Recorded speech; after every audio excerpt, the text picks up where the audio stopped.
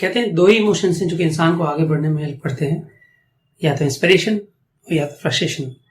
I don't know आप इस समय किस जोन में चल रहे हैं, आप इंस्पायर्ड हैं या फ्रस्ट्रेट हैं, बट डेफिनेटली मैं एक बात जरूर कहना चाहूंगा आपसे कि मेरी स्टोरी सुनने के बाद में कुछ ना कुछ आप इंस्पायर जरूर होने वाले हो। मेरा नाम इसके घरवाले से इंट्रोड्यूस किया गया, अभी गाँव से बिलोंग करता हूँ, बैकग्राउंड कोई बहुत ज़बरदस्त नहीं थी, जिंदगी चल रही थी, स्टार्ट हुई थी, हम 6 भाई बहन हैं, मैं सबसे छोटा हूँ। कुछ भी ऐसा एक्स्ट्राऑर्डिनरी नहीं था मेरी जिंदगी में जो कि टू बी वेरी ऑनेस्ट याद रखने लायक हो। जब ये बिजनेस अपॉर्चुनिटी मेरी जिंदगी में पहली बार आई थी तो I was not ready for it. मैंने कोई इसके लिए प्लान भी नहीं किया था।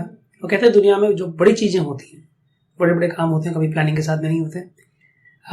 मैं अपना करियर शुरू किया था मैंने 89-90 में कॉलेज कंप्लीट करने के बाद। इनफैक्ट गांव की पैदाइश है, पढ़ाई भी सारी गांव में हुई थी, सिर्फ कॉलेज शहर में आकर के किया था। जिस दिन कॉलेज का लास्ट डे था उसके पहले ही कह दिया गया था कि वापस आ जाओ, क्योंकि हमारा जो बिजनेस है मेडिकल स्टोर था रिटेल का, it's a very busy counter. गांव में बड़ी इज्जत है पिताजी की, बहुत बड़ा काम है। हम लोग 6 भाई बहन थे, मैं सबसे छोटा हूँ परिवार के अंदर में, उसी में जाके बैठना पड़ा। सो जब इस इंडस्ट्री में आते हैं ना तो ड्रीम्स की बात होती है। तो टू बी वेरी प्रिसाइज अगर मैं बात करूँ अपनी, ड्रीम जैसा मेरी जिंदगी में कुछ नहीं था। अगर था तो सिर्फ 2 चीजें थी। एक, मैं क्रिकेट लवर था, पता नहीं कहां से मुझे क्रिकेट का चस्का लग गया था। सिंस मेरी बिगिनिंग में बहुत छोटा था और मन करता था इन खिलाड़ियों को करीब से देखूं, इनके पास जाऊं, स्टेडियम में बैठ करके मैच देखूं। बचपन से एक सपना लेके चला था कि एक ऐसा दिन आएगा जब मैं स्टेडियम में लाइव मैचेस देखूंगा, टेस्ट मैचेस।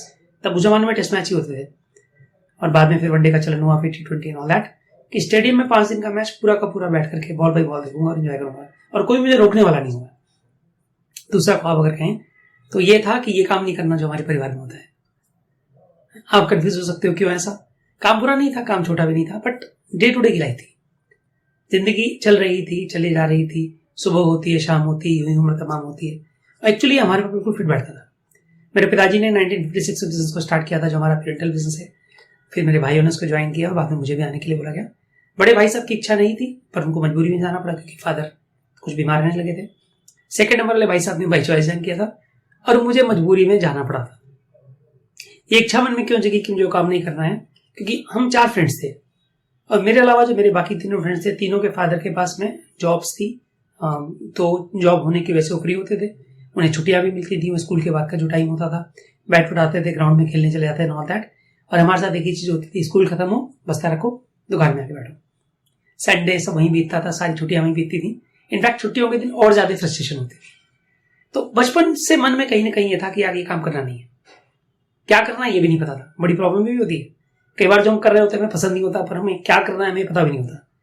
और इसी कश्मकश में जिंदगी चल रही थी। फिर मैरिजेबल एज तो नहीं थी इनफैक्ट, बट हमारे मारवाड़ी इसमें थोड़ा जल्दी शादी कराते।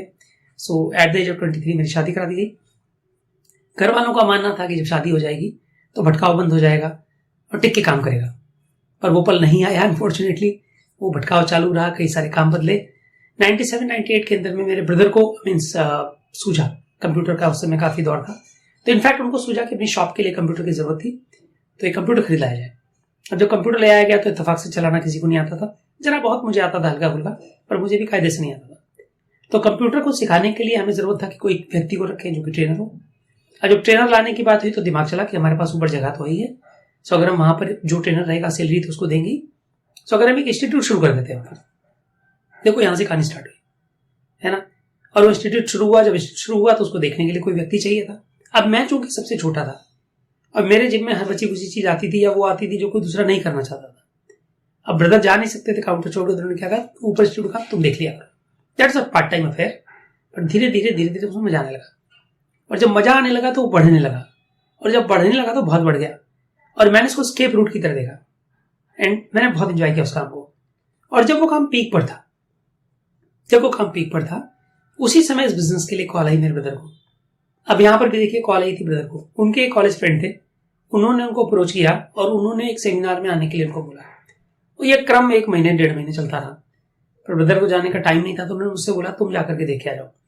तो मैंने कहा आपको पता ही है मेरा काम सेटअप इतना फैला हुआ है और बिल्कुल भी नहीं जा सकता। तो उन्होंने कहा चले जाओ एक बार देख के आ जाओ।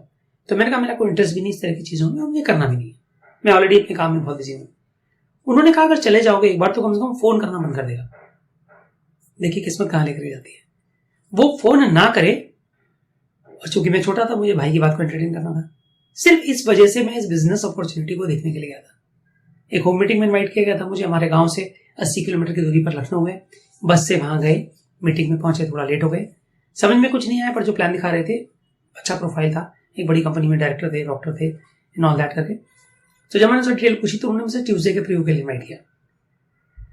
चूंकि मैंने देखा, मुझे बात लग रहा था कुछ लॉजिकल है, पर डिटेल समझ में नहीं आई थी, तो जस्ट टू इन्वेस्टिगेट पहली मीटिंग में मैं बड़ी मुश्किल से गया था, कन्विंस करने पे गया था, भाई के फोर्स पे गया था, पर दोबारा 2 दिन के बाद मैं ट्रैवल करके गया along the way to see the business review. देखने में मुझे लगा तो बड़े कॉमन सेंस की बात है, कॉमन सेंस की बात कर रहे हैं, इसमें ऐसा कुछ भी नहीं कर रहे जो करने लायक ना हो। बिजनेस प्रेजेंटेशन हो रही थी, बड़ी बड़ी बातें हो रही थी, ड्रीम्स की बात, उस जमाने में रेड फेरारी दिखाते थे, वो सब मैंने पहले कभी नहीं देखा था। एक हॉल के अंदर में 300-350 लोगों को सुपर एक्साइटेड, खुश, एक दूसरे के लिए तालियां बजाते हुए, क्लैप करते हुए, जो प्रेजेंटर था उसको बुके दिया जा रहा है, he was young student. Presentation खत्म होने के बाद जिस तरह के लोग स्टेज पर आए, उनकी अलग अलग तरह की प्रोफाइल थी, एक्सट्रीमली सक्सेसफुल बताए जा रहे थे, एक नए सेलिब्रिटी से रिकॉग्निशन देगी, और वो सब जो था ना मेरे मन में, आंखों में, दिल में बस गया। वहां से एक और फंक्शन प्रमोट हो रहा था, बीबीएस की बात हो रही थी, मुझे सिर्फ होम मीटिंग में बुलाया गया, बिजनेस प्रीव्यू के लिए मुझे नहीं बोला गया, बीबीएस के लिए मुझे नहीं बोला। मैं 2 टिकट खरीदे, मैं बीबीएस में चला गया। बीबीएस में कन्वेंशन प्रमोट हो रही थी, वहां से मैंने 4 टिकट खरीदे, कुछ और लोगों को लेकर कन्वेंशन चला गया। अब इत्तेफाक देखे कि जो बीबीएस में दूसरा गया था वो घोर नेगेटिव, और जो कन्वेंशन में बाकी 3 गए थे, पैसे किसी के नहीं लगे थे, सारे मेरे लगे थे, तो नेगेटिव तो नहीं थे, बट ठीक है आप कीजिए। और कहानी यहां से स्टार्ट। मुझे हर बार ये लग रहा था कि इतनी सिंपल सी बात है, इतना कॉमन सेंस का आइडिया है, और जिस तरह के लोगों को मैं देख रहा था, मर्चेंट नेवी कैप्टन, ओरेकल के अंदर में सॉफ्टवेयर इंजीनियर्स, बड़ा बड़ा प्रोफाइल, कनाडा से, यूएस से, एमटेक गोल्ड मेडलिस्ट, बहुत बड़ी बड़ी डिग्रियां ले रखी हैं, सुपरिंटेंडेंट इंजीनियर, ये सब देख करके सिर्फ एक डॉक्टर्स थे, चार्टर्ड अकाउंटेंट्स थे, ये देख के सिर्फ एक चीज लगती थी, इतने पढ़े लिखे लोग। किसी का सपना होता है कि वो इस तरह के करियर को परस्यू करे, इस तरह की लाइफ को परस्यू करे। मेरा सपना था कि मैं एक बार हवाई जहाज को करीब से देखूं, बैठने का भी नहीं सोचा था, कि हमारे परिवार में कोई बैठता नहीं है, तो विदेश जाना तो बहुत दूर की बात है। बाद में कहने लगे कि विदेश जाना ड्रीम था, और इनफैक्ट हमने सोचा ही नहीं था कभी कि हमारे को विदेश भी जाएगा। नेपाल होता था पड़ोस में, चाची का मैका, बस वहीं तक एक बार गए थे, सोनौली बॉर्डर तक बस से गए थे, उतर करके रिक्शा से अंदर चले गए थे। हमारा विदेश तो उतना ही था, है ना। पर देखा, जो लोग ऑलरेडी विदेशों में सेटल्ड थे, अच्छे घर थे, बड़ी गाड़ियां थी, रसूख था, पैसा था, मान सम्मान था, उनको छोड़ करके वो लोग हिंदुस्तान आए, और आकर के अगर इस बिजनेस का पार्ट है, इस अपॉर्चुनिटी का पार्ट है, इसको एडवोकेट कर रहे हैं, तो कुछ तो हुआ। भगवान ने बहुत बुद्धि नहीं दी। मैं कॉलेज में कभी टॉपर नहीं रहा, ऑलवेज बैक बेंचर रहा, कभी बड़े बड़े काम नहीं किए। पढ़ाई को मैंने सिर्फ कोरम पूरा करने के लिए, बस फॉर्मेलिटी के लिए किया, क्योंकि ये भी मालूम था कि उससे कुछ होना जाना है नहीं, जॉब होनी नहीं, करना बैठ के दुकान में ही है, तो कभी उस तरीके से दिमाग में नहीं लगाया। पर इस बिजनेस को समझने की भगवान ने इतनी सद्बुद्धि कि काम में दम है। मैंने करना शुरू किया, इसको पूरी दम लगा के, ताकत लगा के किया। पर कहते ना वो कि जब तक माइंडसेट नहीं बदलता है, आप स्किल सेट और माइंडसेट 2 चीजें होती हैं। ये बिजनेस थोड़ा सा नॉन कन्वेंशनल है, दिखता नहीं है। हमारी दुकान के बाहर बड़ा बड़ा बोर्ड लगा हुआ है, अग्रवाल मेडिकल हॉल, है ना। मेरे ब्रदर इन लॉ की शॉप है आराधना गारमेंट्स, एक और ब्रदर इन लॉ का मुस्कान गारमेंट्स, मिठाई की दुकान, दवाई की दुकान, चाट कटी, सब दिखता है। ये बिजनेस में मेरी शक्ल पे कहीं नहीं लिखा कि मैं क्या करता हूँ।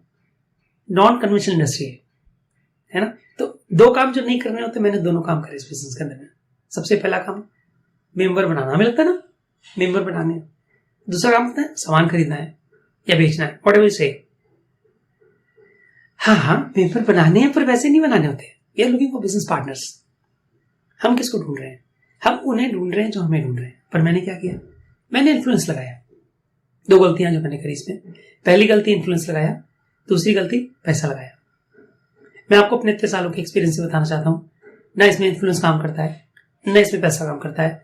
शॉर्ट टर्म टेम्परेरी गेन आपको मिल जाएगा, एक वक्त के लिए, कुछ समय के लिए मानसिक संतुष्टि मिल जाएगी, पर लॉन्गर रन में that's not going to work anyway. किया अपने तरीके से, किया, लेवल पे अचीव किया, पर फ्रस्ट्रेट हो गए, बाद में लगा ग्रोथ नहीं आ रही है, और अल्टीमेटली छोड़ करके वापस अपने काम में चले गए। उस काम में चले गए जो कि पसंद नहीं था, पर और जो मेरा काम था इंस्टीट्यूट का, इनफैक्ट जिसको मैं पसंद करता था, इनफैक्ट करने लगा था, पर वो काम भी मेरे नहीं होने से, क्योंकि मैं बिजनेस को छोड़ के जब गया था तो पीछे पूरी तरह स्टाफ पर डिपेंडेंट था। और कहते हैं स्टाफ किसी को कमा के नहीं देता। पीछे काफी कुछ हुआ, और उस काफी कुछ की वजह से मेरा बिजनेस पूरा का पूरा करीब नीचे आ गया। सो आई हैड नो चॉइस। दोबारा से उस पर मन लगाई, मेहनत करी, उसको वापस से उठा करके एक लेवल पे स्टेबलाइज करने की कोशिश करी। पर यह सच था कि उस 2 साल के पीरियड में जब इस बिजनेस से वापस गया था मैं, मेरा मन नहीं लगा, क्योंकि इस बिजनेस में इतना कुछ देख चुका था।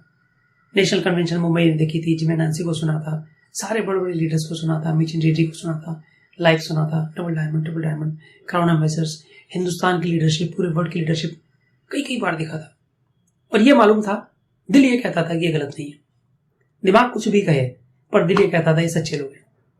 एक होते हैं ना एंटरटेनर, मोटिवेटर्स, पैसा बुला के देके कहीं भी बुला लो और वो आकर के बोल देंगे आप मोबाइल ऑयल का ऐड करा लीजिए, उसका करा देंगे, और आप किसी दूसरे ब्रांड का उसका करा लीजिए, उसका करा देंगे। वो गलत नहीं है, उनका काम है, उनका प्रोफेशन है।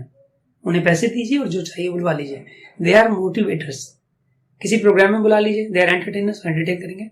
पर यहां पर जो लोग थे ना, दे वो मोटिवेटर्स थे ना एंटरटेनर्स थे, एक्चुअली इंस्पायर करते थे। मोटिवेशन मिलती थी और वो रियल मोटिवेशन होती थी, है ना। कहते हैं motivation without direction is useless. यहां पर क्या था, ना सिर्फ मोटिवेशन थी बल्कि साथ में डायरेक्शन भी था। एक टूल प्रोवाइड होने की बात हो रही थी। सो मेरा मन नहीं लगा अपने काम के अंदर में और मैंने वापस से इस बिजनेस के सेमिनार्स में आना स्टार्ट किया। चूंकि मैं एक बार करके फेल हो चुका था, तो पहली बार में तो घर में कोई रिजेक्शन नहीं थी, पर दोबारा बहुत जबरदस्त रिजेक्शन थी। और उनको ये भी मालूम था कि मेरे इस काम की वजह से मेरा जो ओरिजिनल बिजनेस था वो सारा चौपट हो गया था। सो मैंने चोरी छिपे सेमिनार्स में जाना शुरू किया और दोबारा से 1-2 साल के ब्रेक के बाद वापस से इस बिजनेस के प्रोसेस में आया। जब वो प्रोसेस में था मैं, तो काफी समय तक मेरे घर वालों को पता नहीं लगा। चीजें शुरू हुई, शुरू में बड़ा कंफ्यूज सा था, समझ नहीं आता था क्या होगा। जब मैं दिल्ली जाता था सेमिनार्स में, तो जो मेरे सीनियर्स होते थे मुझसे कहते थे गुड टू सी यू। मेरे साथ कोई नहीं होता था, मैं सोचता था मैं कब बोलूंगा गुड टू सी यू, मेरे साथ वो पहला व्यक्ति कब आएगा जब मैं बोलूंगा गुड टू सी यू। और ये क्रम 6-8-9 महीने तक ऐसे चलता रहा, चले जा रहा था। लग रहा था कि मुझसे गलती हुई, लग रहा था कहीं ऐसा तो नहीं कि मैं बेवकूफी कर रहा हूं, पर दिल ये कहता था कि अगर सबके लिए काम करता है तो मेरे लिए क्यों नहीं करेगा। सडनली गो डायमंड आया, अक्टूबर 2007 की बात है, गोवा में था। अभी हम रिसेंटली गोवा से लौटे हैं, पिछले महीने ही। और उस गो डायमंड के चैलेंज के लिए, ऑब्वियसली गो डायमंड जाने के लिए सिल्वर होना पड़ता है। मेरा बिजनेस 9-12 से ऊपर नहीं जा रहा था और गो डायमंड का चैलेंज सामने था। अपलाइन ने मोटिवेट किया और एडवांस में रजिस्ट्रेशन करा दिया। पैसे नहीं थे जेब में, कुछ पता नहीं था क्या होगा, पर रजिस्ट्रेशन हो गया और उन्होंने कहा कि वी बिलीव आप हमारे साथ होगे। और लॉन्ग स्टोरी शॉर्ट, गो डायमंड की वजह से मैंने सिल्वर का लेवल क्वालिफाई किया और गोवा पहुंच गया। पिछले 13-14 साल के अंदर में अगर मैं आपको बताऊं तो पेनांग से शुरू करके Switzerland, then Australia, then Canada, then France, then Indonesia, then Dubai, then Abu Dhabi, then Cordelia cruise, Singapore, Istanbul, Antalya. अभी रिसेंटली हम गोवा से लौट के आए हैं। और भी बीच में बड़ी सारी ट्रिप्स थी। एज एन एमरल्ड मेरे को वेगस जाने का मौका मिला, एमरल्ड ड्राइव के ऊपर में N21 के साथ बहुत सारा टहलने का मौका मिला। सो जो कहानी शुरू ही नहीं हो रही थी, वो जब शुरू हुई ना तो उसने रुकने का नाम नहीं लिया। अभी हम गोवा से लौट के आए, बहुत इंटरेस्टिंग था। सिल्वर जुबली 25वीं सालगिरह थी कंपनी की। आपको अभी भी बाहर बहुत सारे बावले मिल जाएंगे, चलता नहीं है, होता नहीं है, करता नहीं है, ये नहीं है, वो नहीं है। जिस समय हम गोवा में थे उसी समय एक मीडिया आर्टिकल चल रहा था। कुछ लोगों ने हमें भेजा कि जी ये आ रहा है, ये आ रहा है, ये आ रहा है। मैंने जवाब में उनको अपनी तस्वीरें भेजी कि वो आ रहा है इसलिए यहाँ खड़े हैं। दुनिया में हर तरह के लोग हैं, है ना। लोगों ने कुछ ना कुछ कहना है, पर मेरी कहानी, मैंने क्यों आपको कहानी सुनाई इतनी? कहते हैं शायद कहानी से ही इंस्पिरेशन मिलती है, किसी दूसरे की कहानी से ही प्रेरणा मिलती है ना। हम बायोपिक देखते हैं ना, आजकल बड़ा फैशन चल रहा है।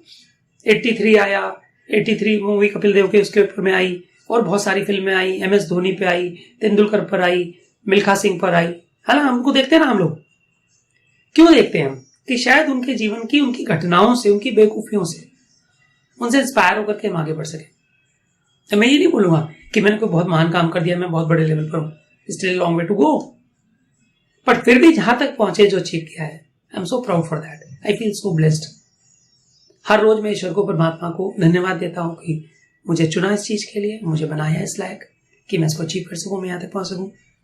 सिल्वर जुबली एनिवर्सरी, हम सारे के सारे गोवा में थे और जिस प्रॉपर्टी में रुकने का मौका मिला, वैसे तो मैं पूरे दुनिया जान की प्रॉपर्टीज में रुक चुका हूँ, US तक मैं रुक चुका हूँ, पर ITC ग्रैंड में जिसमें रुके थे, इट्स रियली ग्रैंड। और वहां का जो अनुभव था, और जो सबसे खास बात थी इस पूरी जर्नी में, I heard so many celebrities. मैंने सोनू निगम को भी लाइव सुना, मैंने शान को भी सुना, मैंने कपिल शर्मा टीम को भी सुना, एंड देन बहुत सारे यू नेम द, हमने ऑलमोस्ट सबको सुना। पर इस बार कंपनी ने जो इन्वाइट कर रखा था, कपिल शंकर एहसान Loy, Shankar Mahadevan, my all time favourite. कभी ड्रीम था कि एक बार ऐसा होगी कि शंकर को मैं करीब से सुन पाऊंगा, शंकर को, उनके बेटे को। और हमारे ही बिजनेस के अंदर में एक डायमंड है, दिनेश अंगारपुर है, उनके बेटे सौमिल की लाइव परफॉर्मेंस में सुनी। It was such a pleasure meeting Saumil over there. और जब दिनेश स्टेज से बात कर रहे थे, कार्ली कार्ड के बारे में जानते हो, ग्लिस्टर के बारे में जानते हो, मैं सब इस्तेमाल करता हूँ, कर्सी Prem and Geeta. It was fun. बहुत वाव फीलिंग हुई। इस लेवल के लोग जो इतने मीन्स लाइक जिनको कोई जरूरत नहीं है किसी से नाम और पहचान की, जिन्होंने सब कुछ अचीव कर रखा है, हासिल कर रखा है, वो भी इन प्रोडक्ट को यूज करते हैं और उनको एडवोकेट कर रहे हैं। वो वहां खड़े होकर पैसा लेके गा रहे हैं इसलिए नहीं बोल रहे हैं, ही इज रियल यूजर। उनकी फैमिली में भी ये प्रोडक्ट सारे के सारे यूज होते हैं, है ना। तो मैं क्यों बता रहा हूं आपको, दो साइड है बिजनेस को देखने के। एक साइड है बिजनेस जो मेरे जैसे लोग देखते हैं, एक साइड है प्रोडक्ट जो कि शंकर महादेव जैसे लोग देखते हैं, और बहुत सारे लोग देखते हैं, बहुत सारे celebrity, even Indian cricket team के बड़े सारे प्लेयर्स हैं। इवन एक तो प्लेयर्स तो मेरे जो सीनियर हैं उनकी टीम में स्पॉन्सर्ड है, जो प्रोडक्ट यूज करते हैं। बॉलीवुड के बड़े सारे एक्टर्स हैं जिनके परिवारों में सप्लीमेंट खाए जाते हैं। So it's a mix and match. आप इसके लिए आते हो या आप उसके लिए आते हो, कोई फर्क नहीं पड़ता। अल्टीमेटली सवाल सिर्फ इस बात का इतना सा है, क्या आपका कोई सपना है? क्या आपके पास कोई वजह है? क्या आपके पास कोई जेन्युइन वजह है, कोई जायज वजह है? देखो, ना करने के 575 कारण हो सकते हैं, है ना। क्या करने की कोई एक वजह ढूंढ सकते हो?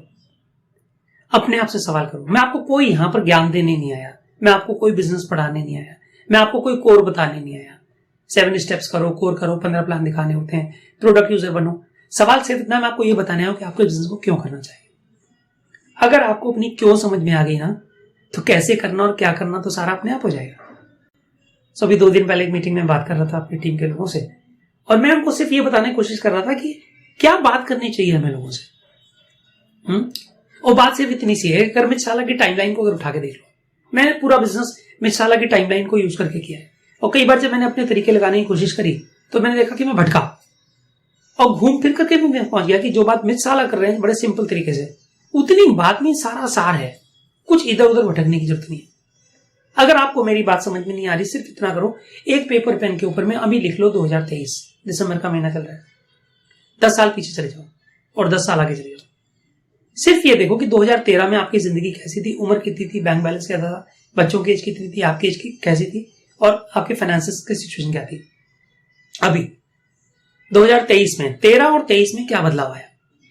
स्थिति वैसी है, बेहतर की तरफ हुई या नीचे की तरफ हुई? ये आपको एक थोड़ा सा ट्रेंड बता देगा कि आने वाले 10 साल में if you keep on doing the same thing, आप वही मिलने वाला है जो कि अभी तक मिलता आया है ना। कहते ना नैन्सी क्या कहती हैं, keep doing the same thing and expecting different result, insanity, पागलपन की निशानी है ये। सो अगर पिछले 10 साल में आपकी जिंदगी में कोई बड़ा बदलाव नहीं आया, उल्टे आपको लगता है कि मैं और दलदल में चला गया और मुसीबत में चला गया, तो अगले 10 साल में ऐसा क्या हो जाने वाला है अचानक से अपने आप की जिंदगी बेहतर हो जाएगी? होगी डेफिनेटली, पर उसके लिए कुछ तो फर्क करना पड़ेगा। आइंस्टीन वंस सेड, है ना, क्या if you could you should.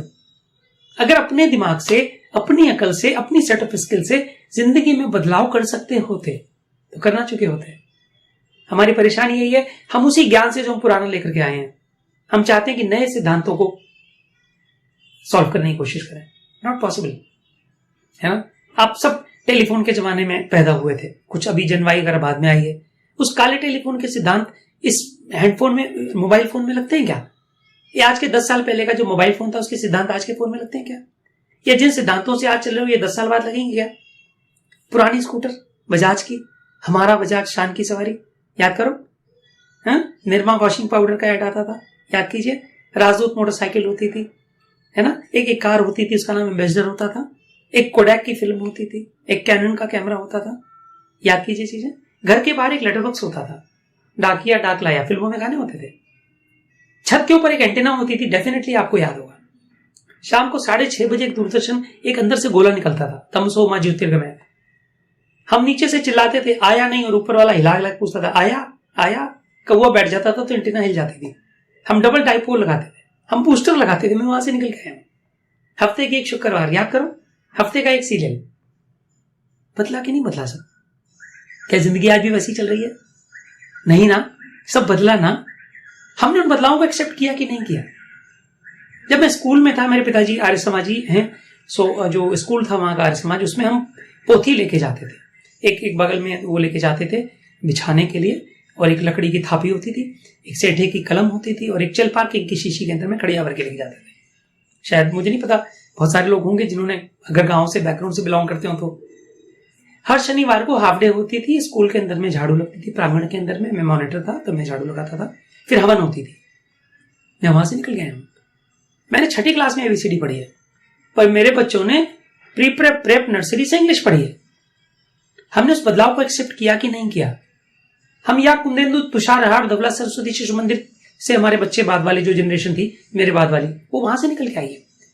पर आज के बच्चे तो सीधे सीधे कॉन्वेंट की बात करते हैं। हमने इस बदलाव को एक्सेप्ट किया कि नहीं किया? आज जितना भी आप नई नई चीजें फैंसी देखते हो, इतनी तरह के ड्रिंक्स देखते हो, इतनी तरह की खाने पीने की चीजें देखते हो, हमारे जमाने में बर्गर हमें पता ही नहीं था क्या होता है। ये जो पैटीज देखते हो, मोमोज देखते हो, चाउमीन देखते हो, मैकडोनल्ड, KFC, कभी कल्पना कर दिया कि 25-30 साल पहले?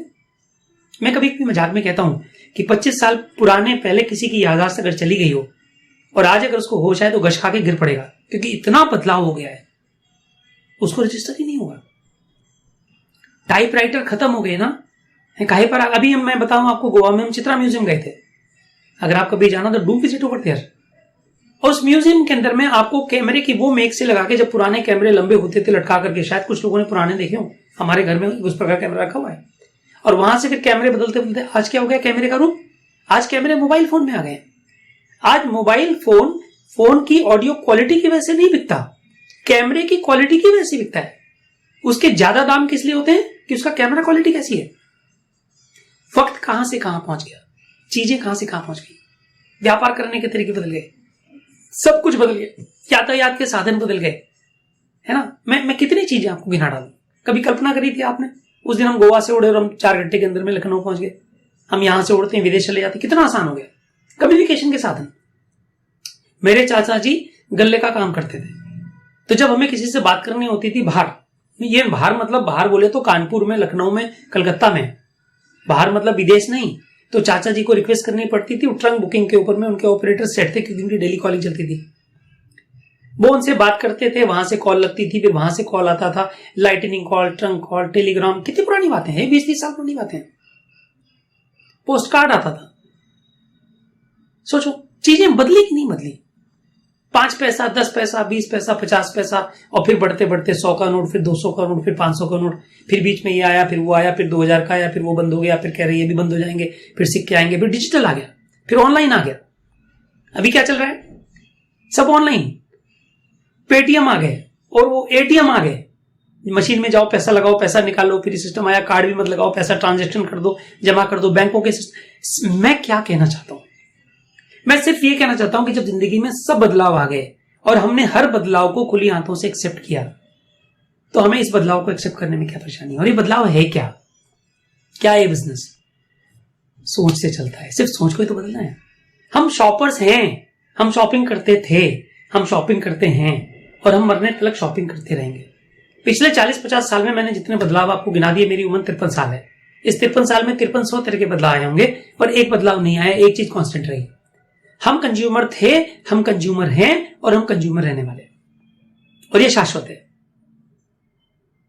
हमने सिर्फ अपनी बाइंग हैबिट्स को चेंज करना है, हमने बाइंग करते रहना है, हमने सिर्फ अपनी बाइंग की स्टोर को बदलना है, सिर्फ बाइंग करने के तरीके को बदलना है।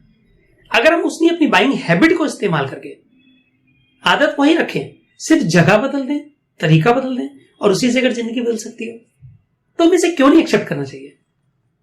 कहते 3 कैटेगरी है दुनिया के अंदर में।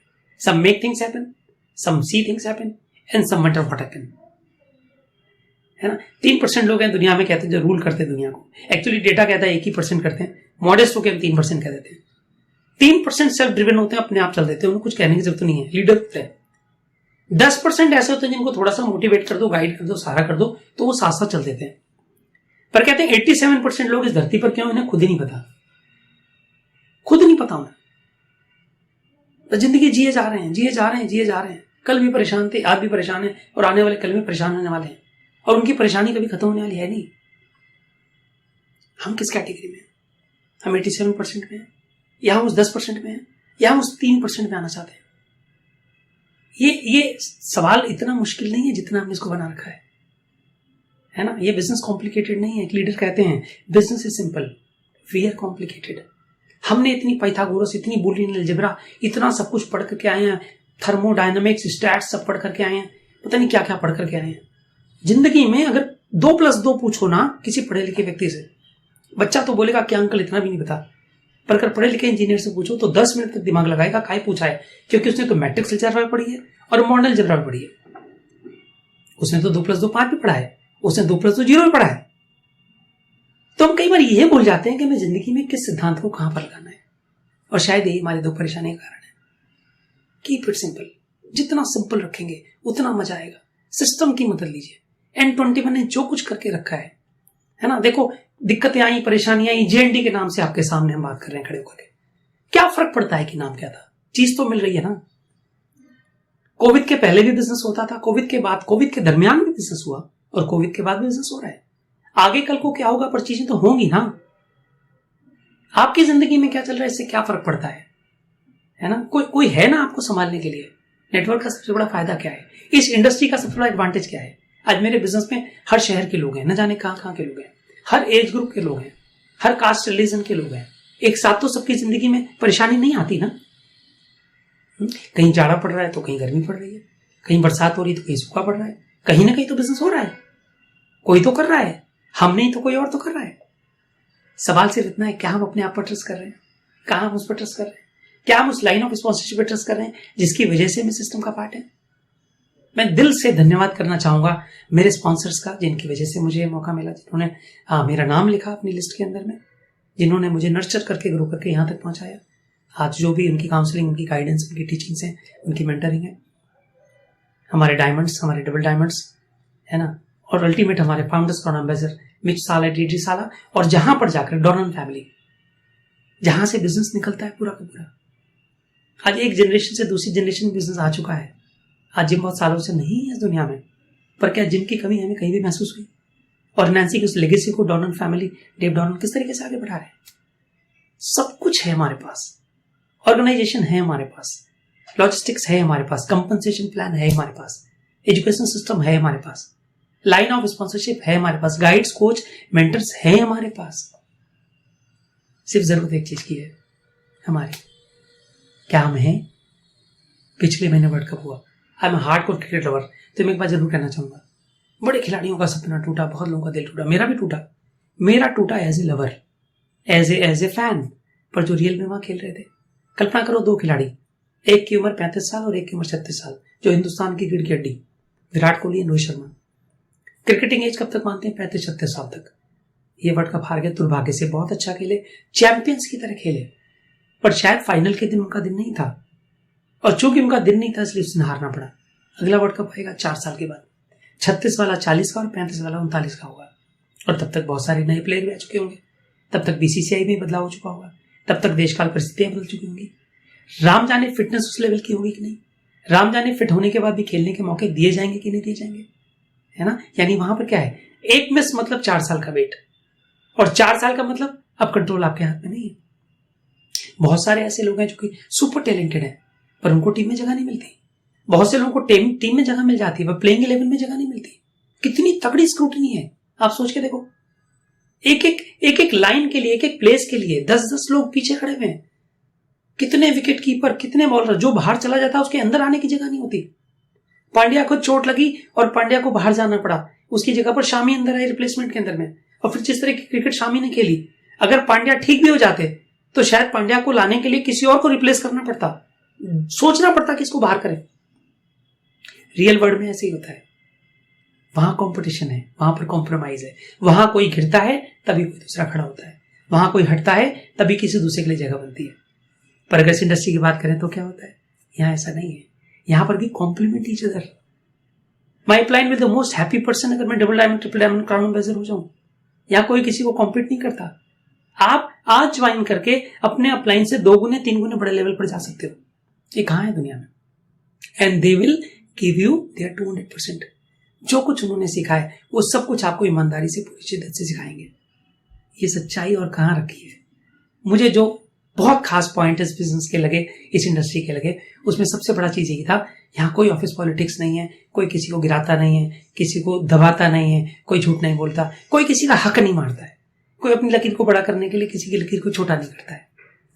सीधी सच्ची अपॉर्चुनिटी है, बहुत सिंपल है ना। पहले कहते थे इट्स सिंपल नॉट ऑब्वियस, फिर कहने लगे आसान है पर मतलब करी जा सकती है, पर उतनी चूंकि चीजें कॉम्प्लिकेटेड होती हैं। पर कोरोना ने आने के बाद ये जो business of ease of business doing हो गया, टेक्नोलॉजी का जब से इसमें प्रवेश हो गया और जब से हाइब्रिड हो गया, ऑफलाइन ऑनलाइन दोनों जुड़ गया, तो क्या कह रहे हैं, साधारण भी है और आसान भी है, कोई भी कर सकता है इसको। पहले क्या था, साधारण तो थी पर आसान नहीं थी, मुश्किल थी, पर आज की तारीख में साधारण भी और आसान भी है। आपको सिर्फ विश्वास करना है अपने ऊपर, है ना अपने ऊपर विश्वास हो कोई दिक्कत नहीं है। क्या किसी ऐसे को ढूंढ सकते हो जो आप पर यकीन करता है? डेफिनेटली वो व्यक्ति है जिसने आपको इस वेबिनार में बुलाया है, जिसकी वजह से आप इस इंडस्ट्री का पार्ट बने हो, जिसकी वजह से आप किसी भी लेवल पर पहुंचे हो, या जो पीछे खड़े होकर के कह रहा है मुझे आप पर विश्वास है, यू कैन डू इट। थामो उसका हाथ, आओ साथ में शुरू करते हैं N21 मोबाइल ऐप। बहुत बड़ा टर्निंग पॉइंट होगी आपकी लाइफ की।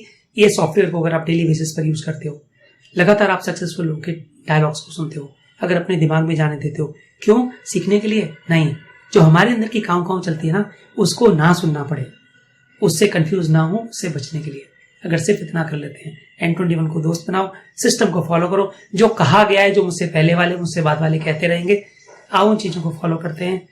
और ये दुनिया और जहान सब जग जीतने के लिए है। पूरी दुनिया आपकी राह देख रही है। अगले साल का कॉर्डेलिया, उसके बाद की ALS, और उसके बाद कहानी तो भी शुरू हुई है। ये मैंने छोटी सी बात अपने बारे में आपको बताई है, और हम आतुर हैं कि बहुत जल्दी आपकी वीडियो रिकॉर्ड हो और N21 के प्लेटफॉर्म के माध्यम से लाइव इवेंट जब खोलें, उसके ऊपर में आपको सुनने का, आपसे सीखने का मौका मिले, और हम और हमारी पूरी टीम से प्रेरित हो। Wish you all the success. God bless you, we love you.